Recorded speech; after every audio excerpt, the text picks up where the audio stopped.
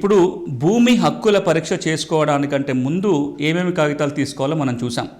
అది survey settlement కాగితాలు కావచ్చు, తహసీల్దార్ దగ్గర నుంచి తీసుకోవాల్సినవి కావచ్చు, సబ్ రిజిస్ట్రార్ దగ్గర నుంచి, మున్సిపాలిటీ పంచాయతీ నుంచి తీసుకోవాల్సిన కాగితాల జాబితా చెప్పాను.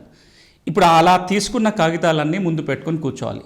వీటితో పాటుగా మీ దగ్గర ఉన్న వ్యవసాయ భూమి అయితే పాస్ పుస్తకం, టైటిల్ డీడు, అదేవిధంగా వ్యవసాయేతర ఆస్తులు అయితే రిజిస్టర్ దస్తావేజులు, మీ దగ్గర ఆ భూమికి సంబంధించిన కాగితాలన్నీ దగ్గర పెట్టుకొని కూర్చోండి. ఈ అన్ని కాగితాలని దగ్గర పెట్టుకున్న తర్వాత ఇప్పుడు నేను చెప్పబోయే 5 అంశాలని పరిశీలించి చూసుకోండి. అందులో మొట్టమొదటి అంశం ఏంటంటే మీ భూమి చిరునామా ఏమిటి. ఇది హక్కుల పరీక్షలో మొదటి మెట్టు.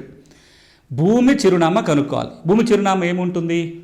మనిషికి ఒక పేరు ఉంటుంది, భూమికి ఒక సర్వే నెంబర్ ఉంటుంది, దానికి కొన్ని వివరాలు ఉంటాయి. ఇవన్నీ కలిపి భూమి చిరునామా అంటారు.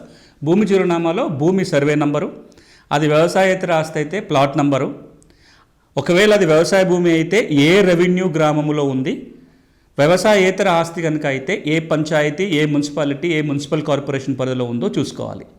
దీంతో పాటుగా విస్తీర్ణం ఎంత, దాని హద్దులు ఏంటి అనేది కూడా తీసుకోవాలి. ఈ 3 కలిపి దాని నంబరు, విస్తీర్ణము, హద్దులు అన్నీ కలిపి భూమి చిరునామా అంటాం.